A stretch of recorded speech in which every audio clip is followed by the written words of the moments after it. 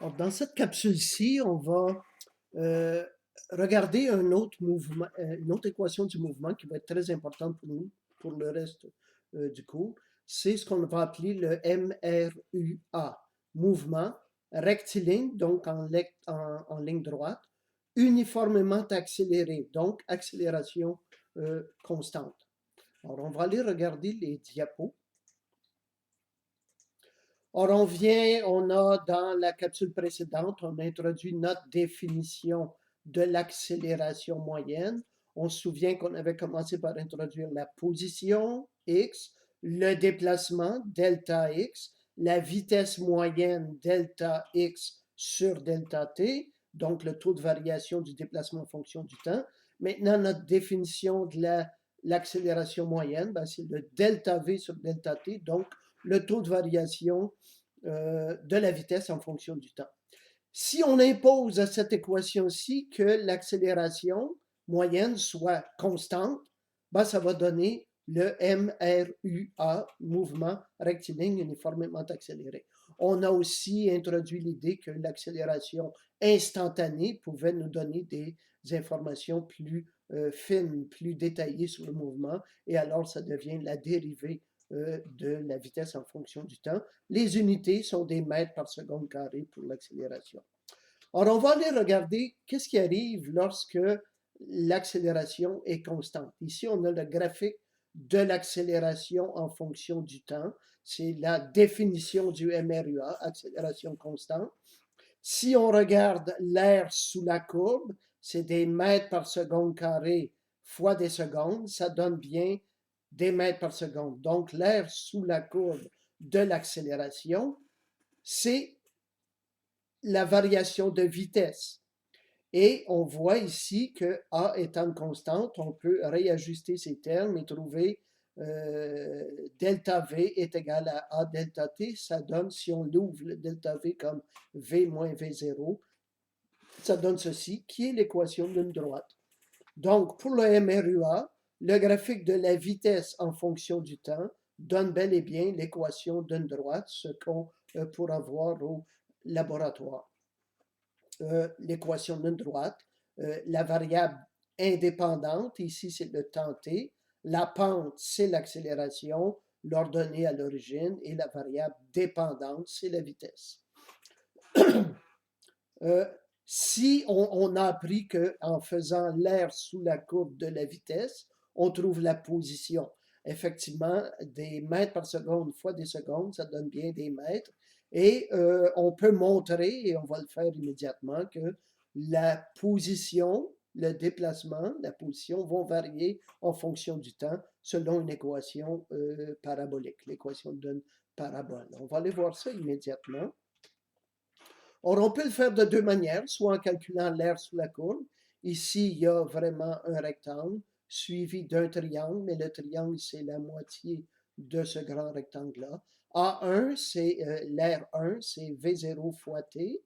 A2, c'est la moitié de V moins V0, qui est la hauteur, donc delta V fois T. Et on se rappelle que V moins V0, c'est AT. Quand on met ensemble tous ces termes-là, ça donne bien l'équation parabolique qu'on a vue tantôt. Si on le fait par intégrale, parce que l'air sous la courbe, c'est une intégrale, ben, on a que delta x, c'est l'intégrale de v de t dt. Mais on sait que dans ce cas-là, l'expression pour v, c'est l'équation d'une droite, v0 plus at dt. Quand on résout cette intégrale-là, ça donne bien v0t plus 1 demi at carré. Bon, cette intégrale-ci, pour la résoudre, bon, on utilise que l'intégrale de x à la n dx est x à la n plus 1 sur n plus 1. Ici, le x, c'est le temps t. On voit ici le temps t apparaître à l'exposant 0, qui devient x à la n plus 1, donc x à la 1. Donc, le x, c'est le temps t. Et on voit bien que qu'on le fasse par l'air sous la courbe ou par l'intégrale, ça donne bien le même résultat. Les équations du MRUA sont données dans le manuel, ce sont ces équations-ci. Avec ces deux équations-là, on résout n'importe quel problème de MRUA. Je peux vous dire, je vous ai déjà montré dans une capsule antérieure, un des nombreux systèmes que j'ai conçus et fabriqués dans lesquels il fallait faire euh, programmer des déplacements de chariots, de miroirs, toutes sortes de choses. Et je reviens à nos équations, l'équation 3.14 et l'équation 3.15. Ce sont les seuls que j'ai connus pendant toute ma carrière pour faire tous ces programmes-là et ça fonctionnait. Les équations 3.16 et 3.17 sont plutôt ce que j'appelle des équations bonbons. Ce ne sont pas des équations indépendantes, elles sont dépendantes, mais elles peuvent être très pratiques et je les ai apprises seulement quand j'ai commencé à enseigner la mécanique. On va retourner à nos diapos. Et justement, les équations 3.16 et 3.17, les équations 3.16 et 3.17, peuvent être intéressantes, surtout celle-ci. Alors, on va prendre un peu de temps pour démontrer sa provenance. On va démontrer cette équation-ci à partir des deux équations précédentes. Je le répète, cette équation-ci n'est pas une équation indépendante, c'est une équation dépendante. On va démontrer sa provenance. Pourquoi? Parce que ça va nous permettre d'utiliser des méthodes algébriques qu'on va utiliser dans tous les problèmes de MRUA. Alors, je vais aller voir la solution que je vous en ai donnée de cette démonstration-là. Alors, toujours ici mon petit curseur. On a l'équation 3.14 qui est notre définition du MRUA, une accélération constante. De celle-ci, bon, ce qu'on cherche à faire, c'est de produire une équation dans laquelle le temps n'apparaît pas. Si on n'a pas la donnée temps dans notre problème, ben, on veut pouvoir quand même prédire le mouvement. Et bon, on va utiliser l'équation 3.14 pour réécrire le temps, qui est la variation, le taux de variation de la vitesse divisé par A, la variation de la vitesse divisée par l'accélération. On va introduire ce temps-là dans l'équation 3.15. Pour que ces deux équations-là soient consistantes en même temps, il faut que le temps t puisse obéir à cette relation-là. Or, quand on introduit cette définition-là de t dans l'équation 3.15, ça donne, j'ai passé x0 à gauche, v0 fois le temps t est remplacé. Ici, le temps t carré est remplacé. On va mettre au même dénominateur commun 2a, et quand on élimine les v0, on voit que ce qui reste, c'est bien v carré moins v0 carré égale à 2a fois x moins x0. Ce qu'il fallait démontrer, c'est QFD. On va retourner à nos diapos.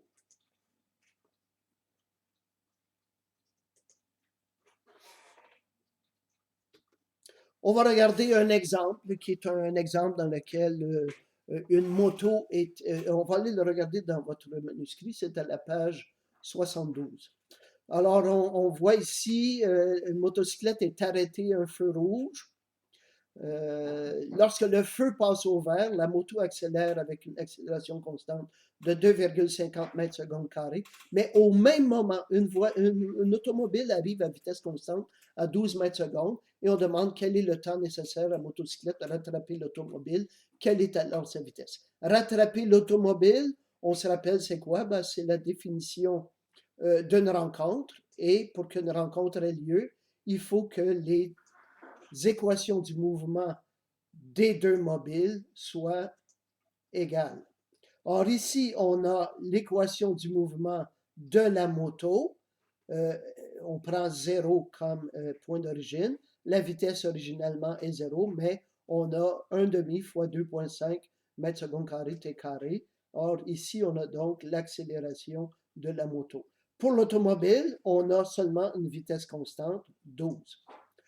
Or, on va voir ce que l'auteur fait, c'est tout simplement, il pose les deux équations du mouvement égales l'une à l'autre et on va résoudre pour le temps t. Le temps t, c'est 9,60 secondes et on répond ainsi à la première question. La seconde question, c'était à l'effet de savoir quelle serait la vitesse à ce moment-là. Ben, pour la motocyclette, ben, on utilise notre équation fondatrice de la vitesse en fonction du temps dans un MRUA. C'est la vitesse initiale plus tout changement qui résultera d'avoir appliqué une accélération constante pendant un temps t. Or, c'est la signification de notre équation fondatrice, V égale V0 plus AT. Je vais maintenant aller regarder deux exercices d'application du MRUA. On va aller regarder en page 85 le problème 33 et le problème 35. Or, dans le problème 33, on a un cycliste qui roule à 7 mètres secondes. Il voit devant lui à 11 mètres une voiture dont la portière est ouverte. On va tenir compte d'un temps de réflexe de 0,4 secondes avant qu'il commence à appliquer les freins et on pose les deux questions. Quelle doit être son accélération pour tout juste éviter la collision? Et bon, ça va être une décélération. Et en combien de temps franchit-il la distance de 11 mètres? Je vais aller regarder la solution que je vous en ai donné. Alors, voici le schéma. Et dans tous les exercices que vous aurez à faire en devoir ou en examen, il faudra commencer par faire un schéma. Ça fait partie de la méthode qu'on doit vous enseigner et je m'attends donc à voir des schémas. Ici, on voit au temps 0 à x égale 0. J'ai posé l'origine des coordonnées là où se trouve le vélo à x égale 0. Il y a une certaine valeur de x après t égale 0,4 secondes. Pendant ce 0,4 secondes-là, le vélo a été en MRU à 7 mètres par seconde. Ensuite commence un MRUA qui se termine après un certain temps avec une vitesse finale de 0. Donc, on a freiné, mais x est maintenant 11 mètres et on pose les deux questions de tout à l'heure. On a donc un MRU suivi d'un MRUA. Pour répondre à la question qui disait quelle doit être l'accélération, on pourrait utiliser notre formule bonbon. Vitesse finale au carré moins vitesse initiale au carré égale 2a delta x. Vitesse finale, c'est qu'on a freiné complètement, 0 moins la vitesse initiale, 2a, 11 moins 11 mètres, moins xi. Ça, c'est le x final, x initial. On voit donc qu'on a une équation à deux inconnus. Ça nous prend une deuxième équation. La deuxième équation vient justement du MRU qui a été appliqué pendant les 0,4 premières secondes. On trouve que notre xi, le déplacement pendant 0,4 secondes est de 2,8 mètres, ce qu'on va aller introduire dans notre équation bonbon, et on va trouver que l'accélération devait être de moins 2,99 mètres secondes carrés dans la direction des x. On voit le signe moins qui confirme que c'est une décélération. Bon, on veut le temps requis total pour que ça se produise. On a le 0,4 secondes du MRU plus le delta t du MRUA. Le delta t, on peut l'obtenir en appliquant notre équation du mouvement, V0t plus un demi-AT carré. En introduisant les chiffres, on voit qu'on a une équation quadratique en t qu'on résout pour trouver 2,34 secondes. Mais on aurait pu le faire de façon beaucoup plus courte, tout simplement en appliquant notre définition de l'accélération. A est égal à delta V sur delta t. On connaît A, on l'a déjà résolu. Delta V, c'est final moins initial, et on trouve que delta t est 2,34 secondes. Les deux méthodes conviennent parfaitement. On va aller regarder le second problème, qui est le problème 35. Au cours d'une compétition cycliste, le meneur roule à une vitesse constante dont le module est de 40 km/h. Il passe sous une banderole qui indique 10 km à faire, mais à ce moment-là, il a une avance de 1,50 minutes sur les poursuivants. Les poursuivants roulent encore à ce moment-là à 40 km/h. En arrivant à la banderole, ils vont décider d'accélérer de 40 à 48 km/h pendant 3 minutes. Et après ça, pendant ce temps-là, le meneur, les 1,5 minutes de retard plus les 3 minutes de MRUA des poursuivants, le meneur a continué en MRU à 40 km/h et on veut savoir après combien de temps vont-ils les poursuivants vont-ils rattraper le peloton et ce sera à quelle distance. Encore là, je vais aller regarder la solution que je vous en ai donnée. Le problème est un peu plus complexe. Il faut vraiment bien se le raconter, bien le comprendre et se développer une stratégie pour le résoudre. Donc, au moment où le meneur passe à la banderole avec une vitesse de 40 km/h, qui correspond à 11,11 mètres secondes, le peloton est encore à 1,5 minutes de retard avec la même vitesse de 40 km/h. Et à partir, lorsque le peloton de poursuivants aura rattrapé ici, le meneur pendant ce temps-là sera rendu plus loin. Les poursuivants engagent un MRUA qui va durer 3 minutes. Après 3 minutes, les poursuivants seront à une certaine position ici, mais le meneur sera à une autre position et on demande ensuite à quel moment seront-ils rattrapés. À partir d'ici, les poursuivants entament un MRU à 48 km/h. Il faut donc diviser tout ça en plusieurs mouvements. On va regarder qu'est-ce qui arrive après les 3 minutes de MRUA. Quand et si on prend le 0, le X0, si on le prend à la banderole, après ces 3 minutes de MRUA, les poursuivants seront à une certaine position. Mais le meneur, lui, il a continué à 40 km/h depuis 4,5 minutes, les 1,5 minutes de retard des poursuivants, plus leurs 3 minutes de MRUA. Donc, quelle est la position du meneur à ce moment-là? C'est 0, plus sa vitesse, fois 4 minutes et demie, 270 secondes. Il est maintenant à la borne, il est maintenant à 3 km plus loin que la banderole. À ce moment-là, le peloton de poursuivants part de 0, plus sa vitesse initiale, qui était le 40 km/h, fois 3 minutes, plus un demi fois son accélération, fois le 3 minutes au carré. Évidemment, on va tout mettre ça en secondes et en mètres par seconde. L'accélération, c'est la vitesse du peloton, la vitesse finale du peloton, moins la vitesse initiale du peloton, le 48 km/h qui correspond à 13,33 mètres secondes, moins le 40 km/h qui correspond à 11,11 mètres secondes, 3 minutes, c'est 180 secondes, et on trouve cette accélération-ci. Le peloton à ce moment-là est à 2200 mètres.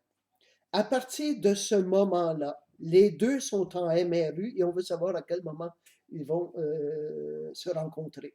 Alors, on écrit l'équation du nouveau MRU du peloton, 2200 plus sa vitesse qui est 13,33 mètres secondes fois le delta T, égale l'équation du mouvement du meneur, qui était sa position à ce moment-là, 3000 plus sa vitesse, 11,11 mètres secondes fois delta T. On voit qu'on a une équation à une seule inconnue. On regroupe les termes qui multiplient delta T et on trouve que delta T est de 360 secondes, soit 6 minutes. Donc, le rattrapage, à partir du moment où le meneur est passé à la banderole, ce sont ces 6 minutes-là, plus le 3 minutes de MRUA du peloton, plus le 1,5 minutes de retard du peloton, ça donne bien 10,5 minutes, qui est correctement la réponse donnée dans votre manuscrit. À quelle distance est-on là? Ben, on réintroduit le delta T dans l'équation du mouvement du meneur ou du peloton. On prend celui ici j'ai pris celui du peloton qui était 2200 plus la vitesse, 13,33 mètres secondes fois 360 secondes. Ils sont rendus à 7000 mètres, il reste donc 3 km à parcourir. Or ici, il s'agit d'un exercice qui est assez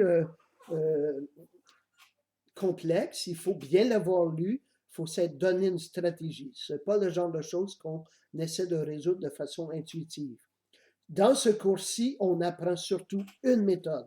Alors, je vais m'attendre à ce que dans un examen, je vais vérifier si la méthode a été appliquée. On vous donne des équations du mouvement, il faut apprendre à bien les utiliser, mais pour ce faire, il faut se donner un modèle de ce qui se passe. Il faut donc se raconter l'histoire de ce qui est en train de se produire, ce qui se produit dans l'exercice, comme j'ai fait. Je vais revenir pour terminer sur nos diapos.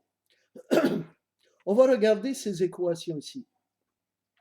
Or, qu'est-ce que cette équation-ci dit? C'est qu'elle dit que la vitesse en tout temps est égale à la vitesse initiale plus tout ajout dû à avoir appliqué une certaine accélération constante pendant un temps. Évidemment, l'accélération peut être négative, donc ce sera une réduction.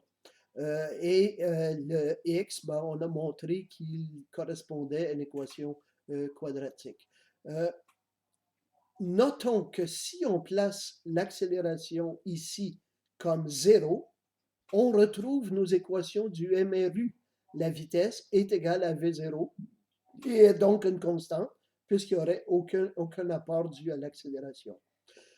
L'équation du mouvement serait x égale x0 plus v0t, qui est notre équation du MRU, puisqu'il n'y aurait aucun apport de l'accélération. Alors, je complète donc ici cette capsule. Dans une prochaine capsule, on va aborder un exemple très concret de MRUA. C'est l'accélération due à la gravitation lorsqu'on est proche du sol.